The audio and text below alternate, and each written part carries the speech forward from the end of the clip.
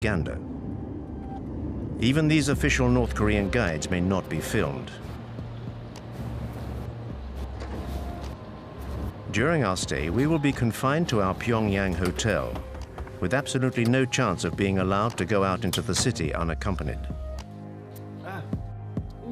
So, Mr. Han, what are we going to do? What now?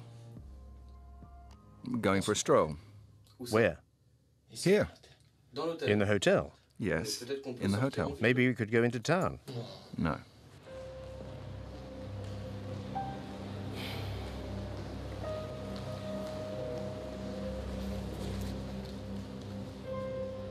Having spent several hours wandering around the hotel lobby, we finally get authorization to go out. Any trip is pre-programmed and serves the objectives of the propaganda machine. The house where the founder of the nation was born reminds foreigners of President Kim Il-sung's heroic deeds and helps to affirm the family's legend. When she was 14 years old, the president left his native home, Mangyongdae, firmly determined not to return before Korea became independent. Since then, the president led the 20-year-long arduous anti-Japanese armed struggle to a shining victory and finally liberated our country. So our country... Hundreds of North Korean soldiers are taking part in a mandatory pilgrimage to honor the eternal president's memory. From the grandfather, Kim Il-sung, to the present incumbent, his grandson, Kim Jong Un, the leaders are as one in official pronouncements. Well, we now have the respected Comrade Kim Jong-un as our supreme commander. He is exactly like the President Kim Il-sung and the great General Kim Jong-il in his ideal leadership and in his humanity. So our Korea will always emerge victorious in the future too, under the wise leadership of the respected Marshal Kim Jong-un.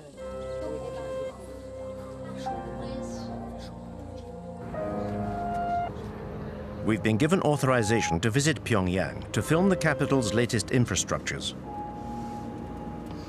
The authorities are keen to airbrush the image usually associated with this country: a totalitarian regime, a family dynasty, and brutal repression. This shiny, brand new hospital is exactly the sort of publicity the regime wants. On the 3rd of November last year, Marshal Kim Jong-un visited our hospital. He was very happy. He said he felt like he was walking into a palace. Look at that chandelier up there. That is our emblem. It represents a woman's bust. This is the room which our glorious leader, Kim Jong-un, visited on the 3rd of November. Come in.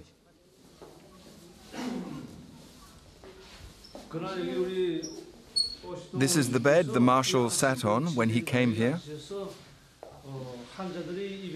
He asked how long the patients stay here. And Marshal Kim Jong-un sent us this 42-inch television the day after his visit. So you sleep here, is that right? You're a patient here? Yes. Do you speak French? A little. What a stroke of luck. The first patient we meet and she speaks French. How much longer are you going to be staying here? A week should be enough, I think. Wearing her hospital clothes, this patient is giving the performance of her life in this well-directed play.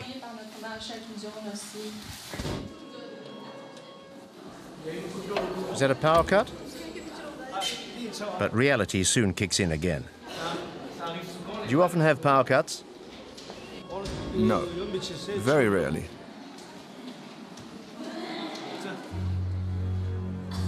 The hospital's employees do their best to remain unmoved by such events. Nothing can tarnish the image of the country and those who run it.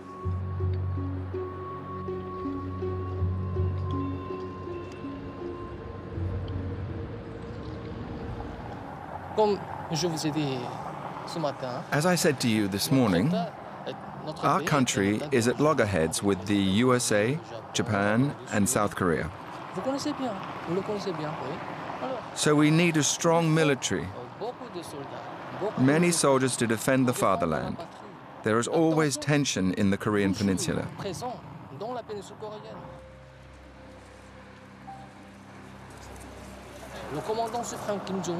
And Commander Kim Jong-un is very young. He has declared, if our enemies dare to light even the smallest fuse of a war, Korea will strike a lethal blow, which will definitively unite the country. Reunification of our nation is the most fervent wish of every Korean. This desire for reunification dates from the end of the Korean War in 1953, when the peninsula was split into two countries. But no peace treaty was ever signed. Officially, the two Koreas are still at war. North Korea was subsequently run by Kim Il-sung until 1994, and then by his son, General Kim Jong-il, who died on the 17th of December, 2011.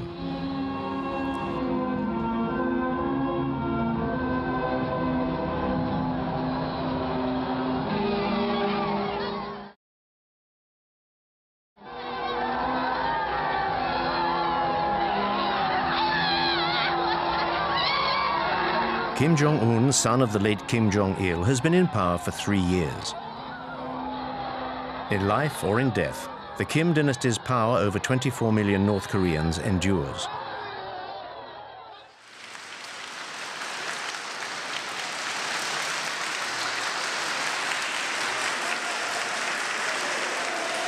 The Kim family is the first communist dynasty in history.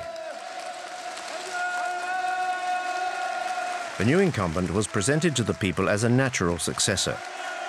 Barely 30 years old, Kim Jong-un was quickly awarded the titles of Supreme Commander and then Marshal, and set about consolidating his power. Kim Jong-un's accession to power gave birth to a new hope in the hearts of the North Korean people.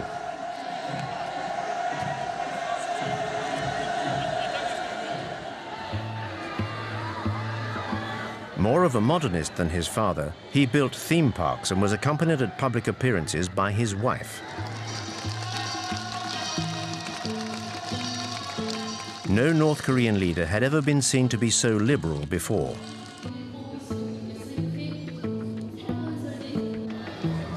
Kim Jong-un cultivated his image right down to his posture, which was designed to be reminiscent of his grandfather's.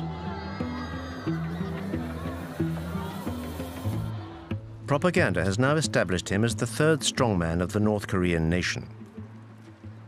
The leader is the country's brain and the people are its body. Our guide is here to remind us of this. Marshal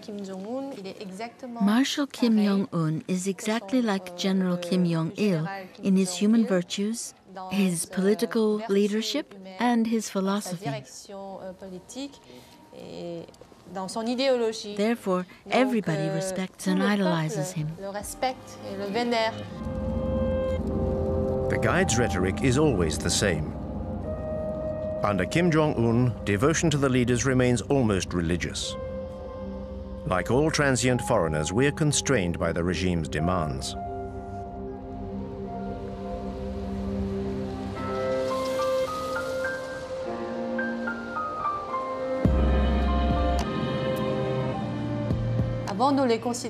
Before, we thought of them as leaders or heads of state. Now, we think of them as our family's fathers, be it children or old people, be it men or women.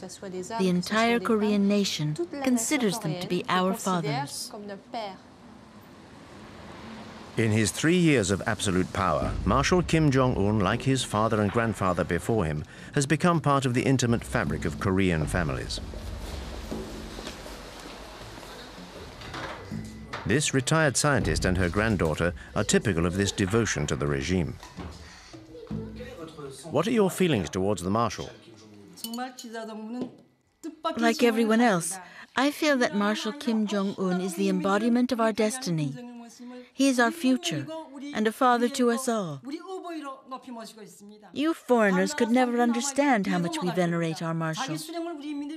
The whole Korean population places its future and destiny in his hands.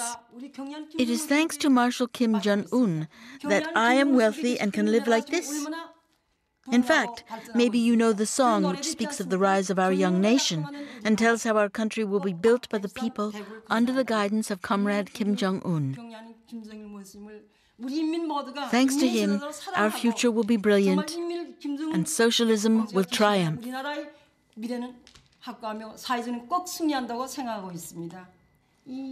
How about a song?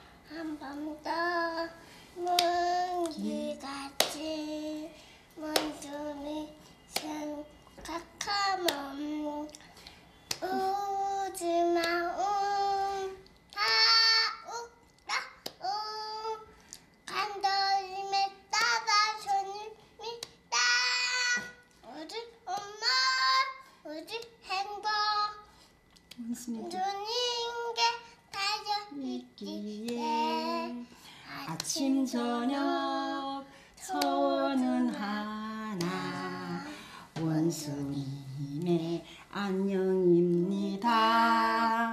You see, even little children miss the marshal, so they salute him in their songs. Your granddaughter who just sang, she's 2 years old. What kind of future do you want for her? What kind of country will she live in? I feel sure that she will live in a strong and prosperous country that will incarnate the might of Mount Baekdu. That she will live in a world where she will have no cause to envy others.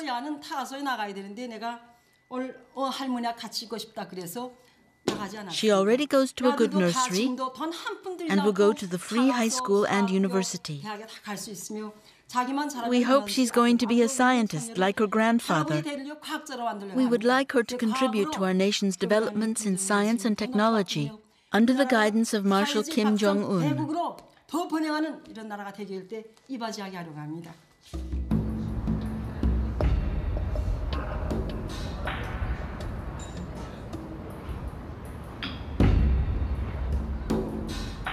Under Kim Jong-un, the nation's future elite is being coached in Pyongyang's model schools. Here, the children of families close to the nucleus of power will one day become musical virtuosi. We teach the children piano, but out of 30 pupils, only a few will be selected for the National Academy of Music. Some will become pianists, and others will just become composers or singers.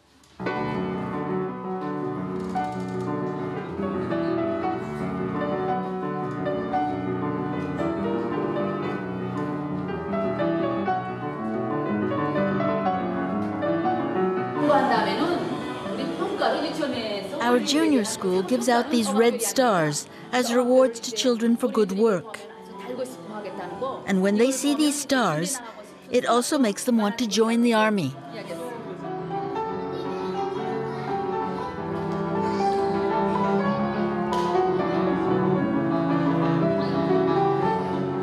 In this way, youth is molded to the regime's ideology from an early age and plays a vital role in its propaganda.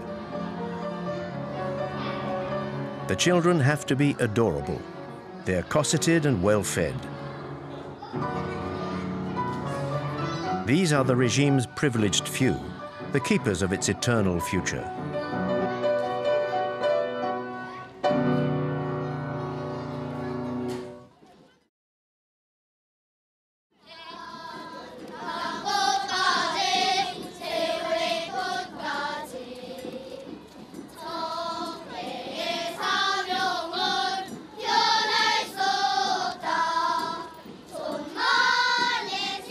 From infant school through to university, devotion to the leader seems unfailing. But all the parades, songs and smiles hide another reality. The images that we filmed in North Korea give no insight into how this enigmatic country really works. Only North Korean refugees who have fled their homeland can genuinely shed light on the country's everyday life. What your footage shows is children who are all at the same level. The ones who lead the parades on the streets of Pyongyang are psychologically groomed throughout their time at school, and usually they have access to better facilities, owing to their parents' position, because it's a privilege to lead parades like this through the streets of the capital.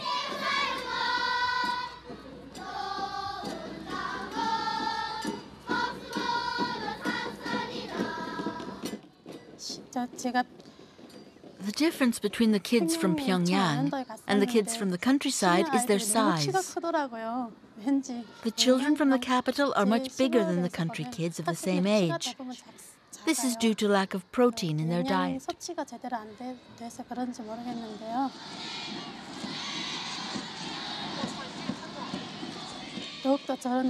Now a whole host of new songs glorifying Kim Jong Un is being taught to the children. And they teach them to us, their parents. If children sing any song that is in any way critical of North Korean socialism, they're censured in front of their classmates.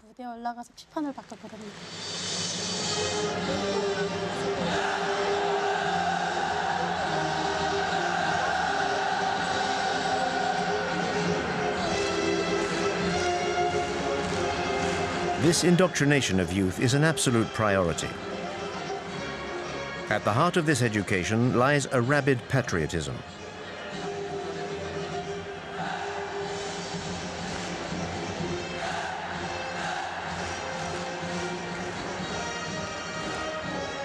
These children are the future of North Korea and have to be ready to defend their nation.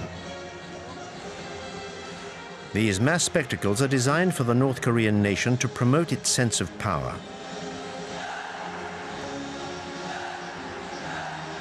These 20,000 young participants are all members of families fiercely loyal to the regime.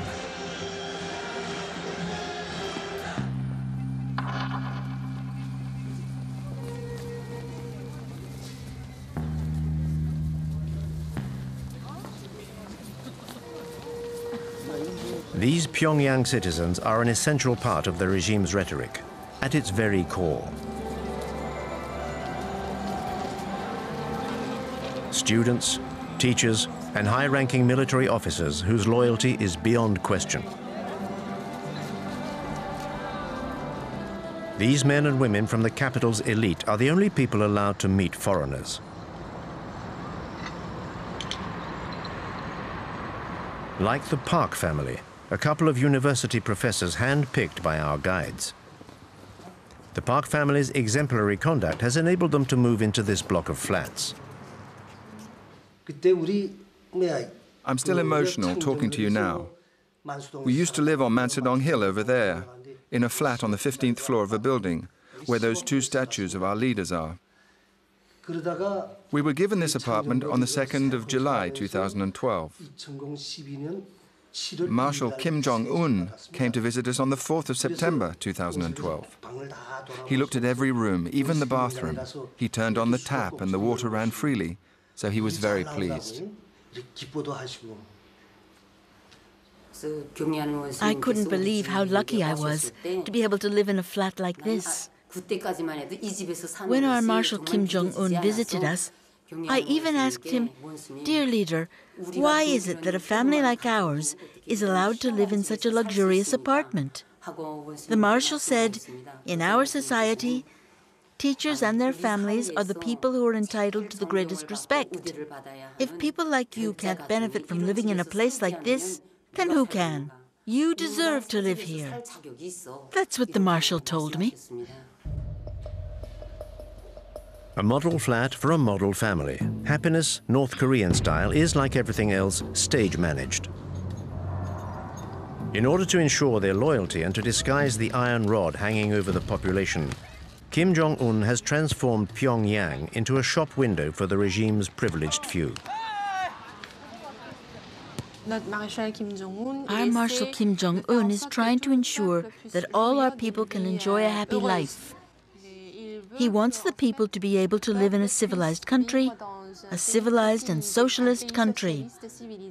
It is his will and his intention that the people may one day enjoy a very modern lifestyle. This shows that we're trying to develop not just the leisure industry, but also sport, healthcare, and culture.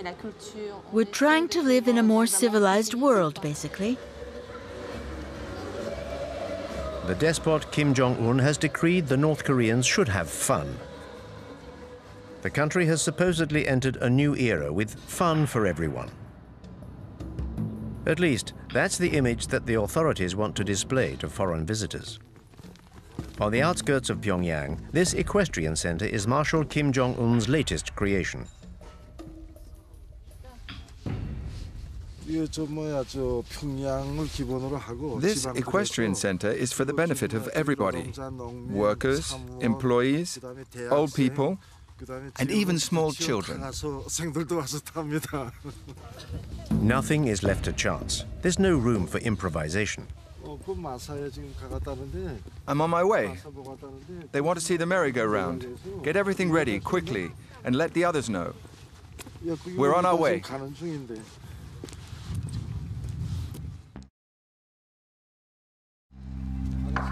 The horse symbolizes North Korea's power.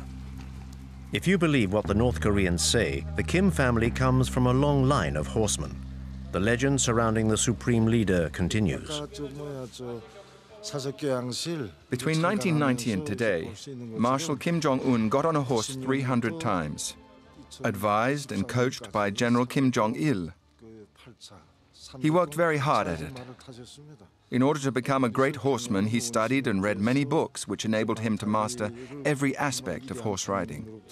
That's why he's such an expert now. The myth surrounding Kim Jong-un borders on the grotesque. Indoctrination seeps into every aspect of life. Our presence here serves to export this ultra-propaganda across the country's borders.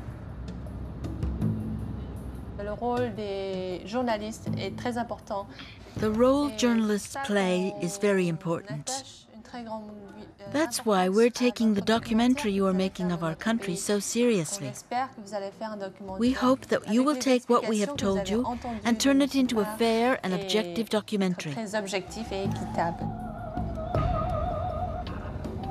Part of the schedule for the day is a visit to Marshal Kim's latest folly, a ski resort 200 kilometers from Pyongyang. His time studying in Switzerland gave him a taste for winter sports.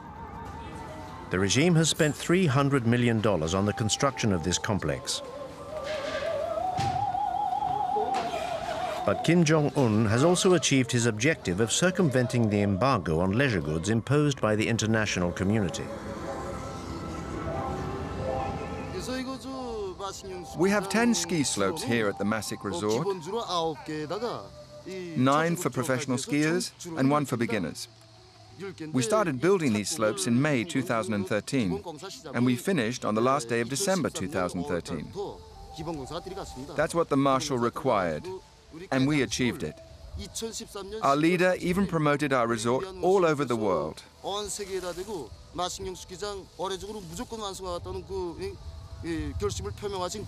Skiing is part of our country's culture.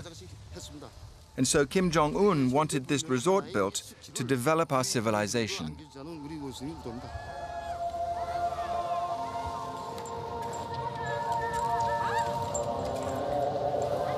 But who in North Korea can afford the luxury of a holiday here? No one is willing to explain the circumstances of their stay here. The resort was designed with the people in mind, and the prices too have been set with the people in mind. In Marshal Kim Jong-un's socialist country, money remains a taboo subject. Only 5,000 North Koreans are estimated to have the means to use this resort.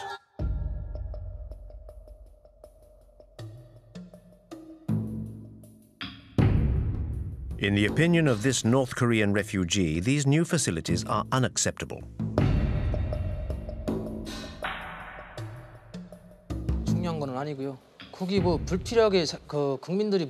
It's all so ridiculous.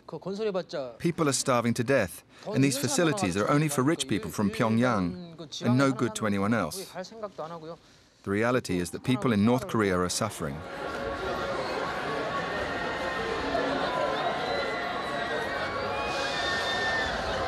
이런 건설을 하는 거 이런 거는 그냥 When I see all these leisure facilities being built, I think to myself that it's just to placate the people and show people abroad that the country is capable of achieving these things. All the money spent on building these things could have been redistributed throughout the population. This is just throwing money out of the window.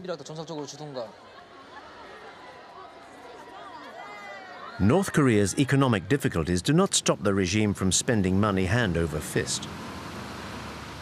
Every 2 years, Pyongyang puts on a film festival open to foreigners.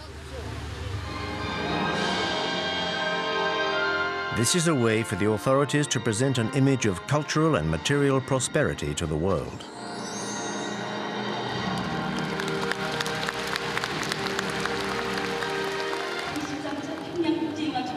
We declare the 13th Pyongyang International Film Festival open. The films and cartoons shown all follow the party line, of course. This amenability towards the world outside North Korea is limited, and tributes to the leader are never far away. This event is all the more important because it only takes place thanks to the interest and the love that Marshal Kim Jong Un has for the cinema. You're about to watch films which are completely innovative in both form and content. North Korean cinema has a central role in the propaganda machine. It educates even before it entertains.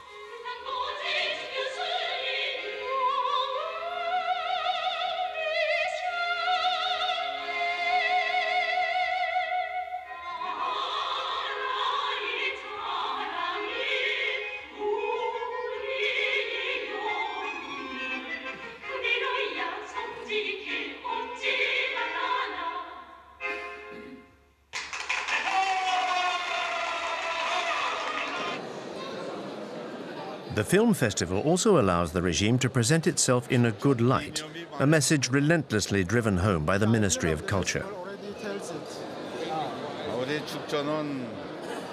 We want independence, friendship, and peace between peoples.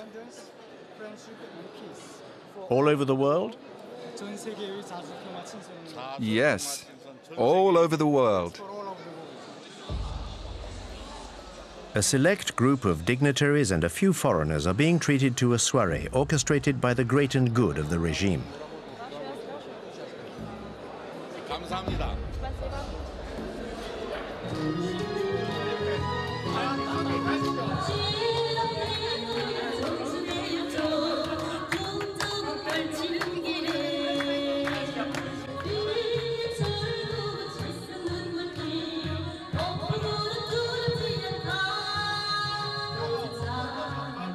But behind this facade of a smiling, prosperous North Korea, the regime maintains control over every citizen's life.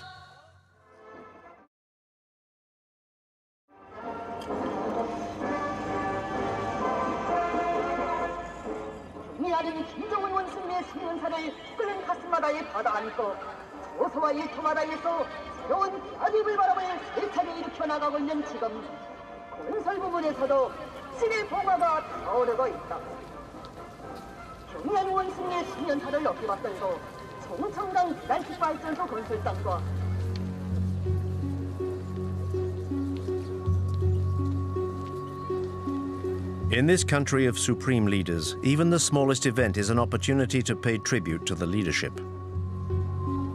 Under North Korea's totalitarian system, there is no other choice.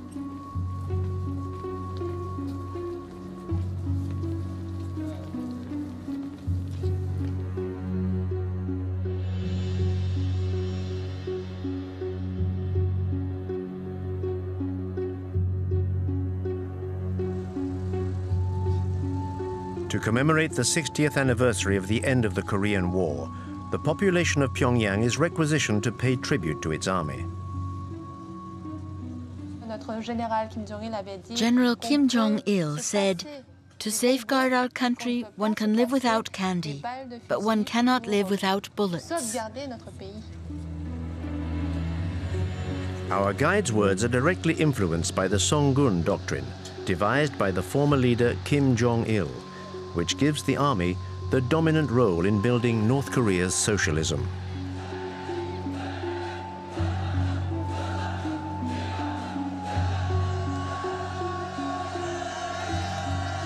Like his father, Kim Jong-un perpetuates the tradition of large public parades.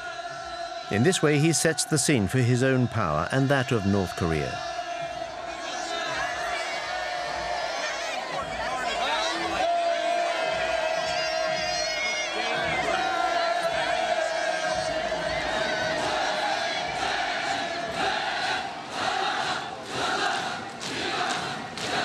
The army is the keystone of the regime, with 1 million North Koreans enlisted and 1/3 of the population reservists.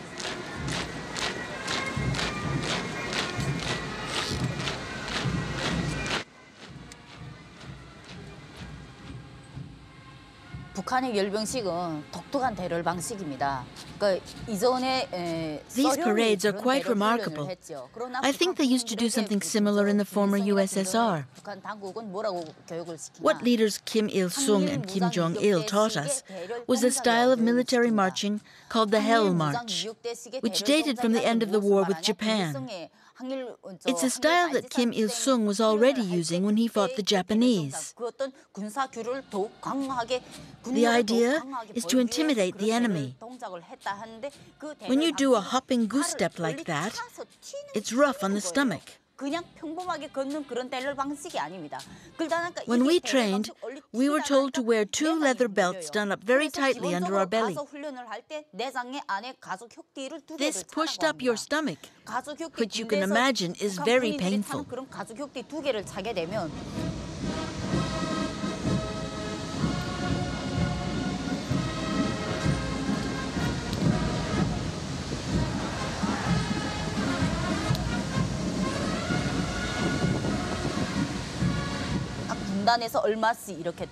I took part in training for these parades while I was a student at military college. But a few days before the parade, I contracted paralysis in my legs because of the hopping. So I was unable to take part and had to go back to college. The training is extremely hard. It felt like being a prisoner in a labor camp. And in North Korea, not to be able to take part in the parades is very shameful.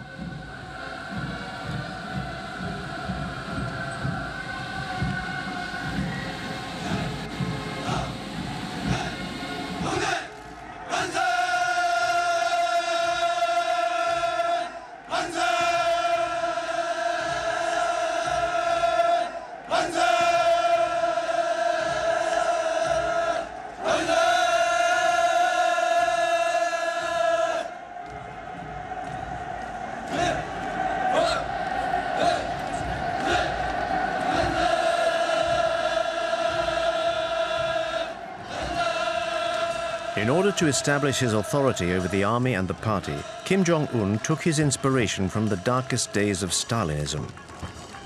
In December 2013, the young dictator began a violent purge of the state's apparatus.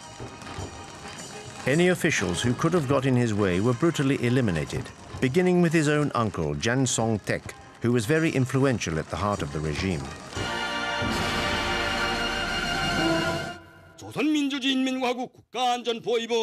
The Special Military Tribunal of the Ministry of State Security of the Republic of Korea has found the accused, Jang Song-taek, guilty of acts of subversion against the state.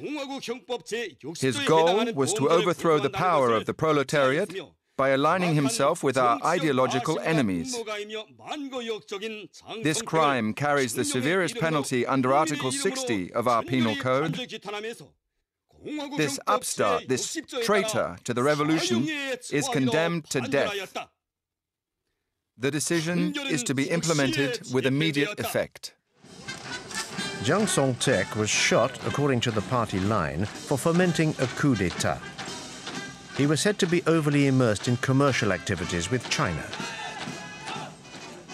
Any hope of the regime relaxing its approach was definitively snuffed out. Kim Jong-un has asserted himself as a warlord. His frequently bellicose directives are followed to the letter by North Korea's soldiers. After the Kim Jong-un regime took power, training became more and more intense. He was determined to crush South Korea by force. He was very insistent on the weapons we had to use and ordered us to use all our ammunition on every training drill. I remember the directives changing when he took over.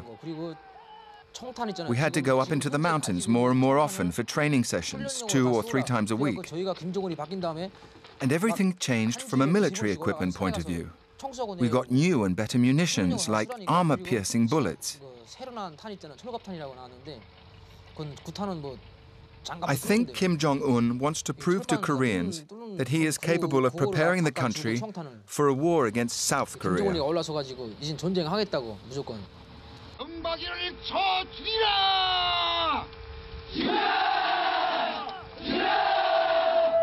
Marshal Kim Jong-un regularly challenges his southern neighbor and enemy. The regime's belligerent rhetoric goes hand in hand with provocative acts such as nuclear trials or military maneuvers. The state needs an enemy to justify the economic priority given to the military. This policy operates with no regard for the population, which outside Pyongyang is still vulnerable. Between 1994 and 1998, the country suffered its worst ever famine, which caused the deaths of hundreds of thousands of people. At that time, I was a soldier, and I had some serious health issues. I'd lost a lot of weight. I remember that opposite my barracks, there was a woman who used to deliver food to the Labour Party cells. I went to see the farm manager and pleaded with him to give me some apples. I said, "Give me an apple before I starve to death." So he said, "You can eat what you like when you're here, but you can't take anything with you. Otherwise, all the other soldiers will end up coming here and your superiors will confiscate your food." I lived on an apple in the morning and an apple in the evening for several months. Nowadays, there are no great famines, but lack of food is still the main thorn in the regime's side. A third of the country's population suffers from malnutrition and is dependent on a public food distribution system.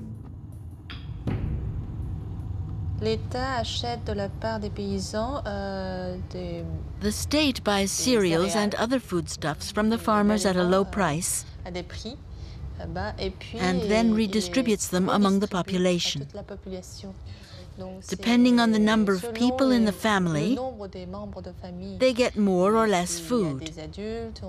More is given to families where there are adults. The regime is still incapable of feeding its people, but is keen to convince us that the opposite is true. Our journey now takes us on a visit to a naturally exemplary farm.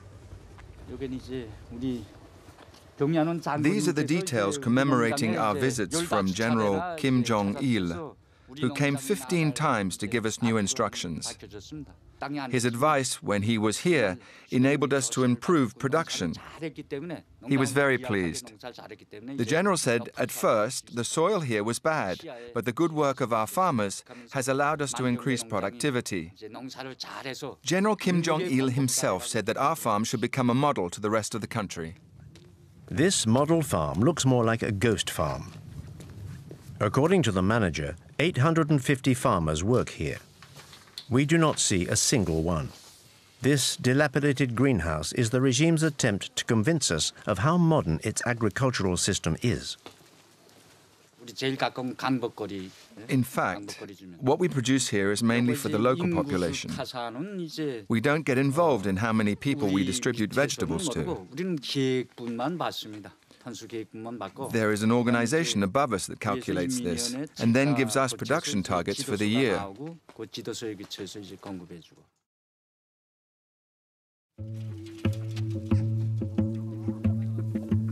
But the targets set by the authorities are unattainable. In order to help the farmers, the regime takes its inspiration from the Maoist model and sends the army into the fields. As soon as our training is over, we go into the country to work with the farmers. We usually help with pricking out rice or planting corn. Every regiment is billeted to a farm near its barracks. The commanding officer might say, "This barracks, you go to this farm," or whatever. After the corn harvest at the end of October or beginning of November, we return to barracks to start our winter training. In March 2012, Kim Jong Un introduced a reform which allowed farmers to keep half of what they grew. But a lack of fertilizer and farm tools prevents the country from being self-sufficient, and this fundamental principle remains out of reach.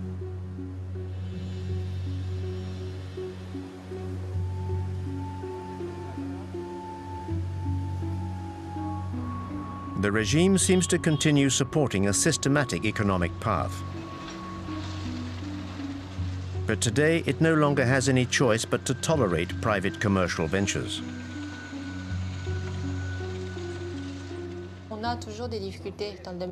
We still struggle economically. There are still obstacles to overcome, but under our marshal's leadership, everyone can enjoy a stable lifestyle.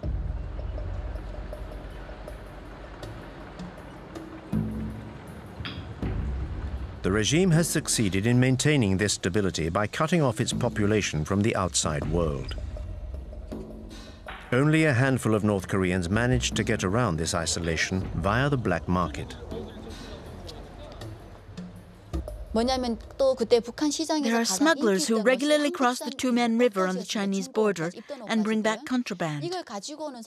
I went into business with a bunch of friends, and I remember everyone copying and burning South Korean DVDs brought in from China, and then selling them in the markets. In North Korea, buying DVDs like this is expressly forbidden and goes against the regime and the law. It is actually dangerous to even own them. But there are fewer controls in the evening, so people get together around 10 or 11 and stay up until dawn, watching recordings of popular TV series. I remember a very popular South Korean series which showed a casino in a capitalist country. You saw money changing hands, which we'd never seen before. Because all you see on North Korean television is documentaries about Kim Il-sung and Kim Jong-il. And it's still the same today. But in those South Korean series, I saw apartments and wardrobes full of clothes and shoes. The North Korean regime keeps on telling us that South Koreans are very poor. But the people in those series were really fashionably dressed, and I loved it.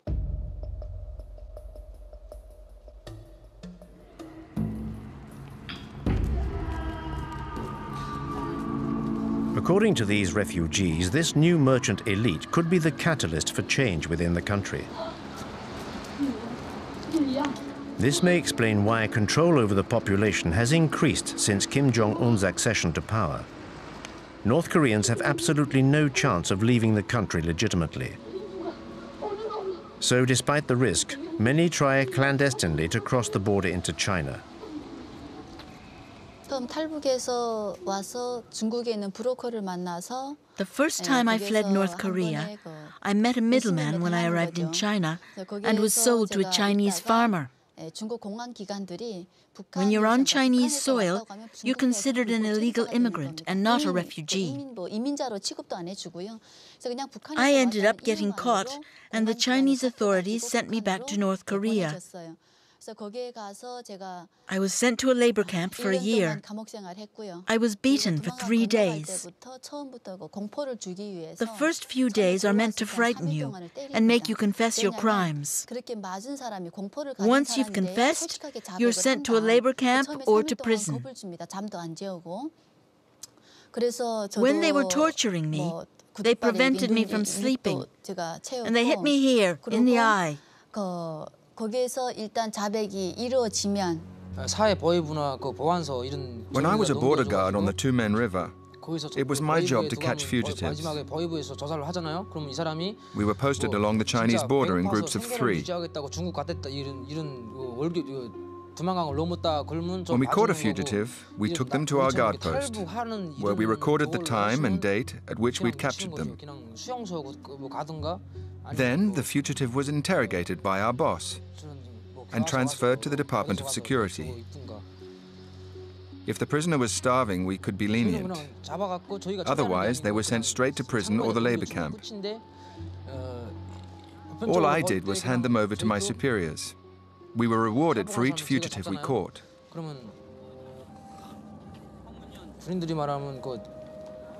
I stopped about 8 people from escaping across the Tumen River into China. If you catch one fugitive, you get a medal. If you catch 5 in the same year, the Labour Party awards you prizes and even holidays so that you can go home and see your family. 김정일이 당 있잖아요. 조선노동당에 입당시켜주고.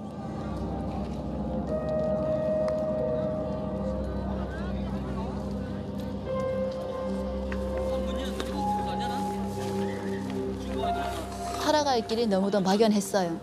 그리고 이미 저는 Once I left prison, I wondered how I was going to carry on living with no identity. 국가 반역자로 이미 I was considered a traitor to the nation, so I had no future in North Korea. I tried to flee a second time. I had obtained contact details for a people trafficker while I was in prison. Thanks to him, I managed to cross the Tumen River between China and North Korea. With the fake passport he made me, I got on a boat to South Korea the following day.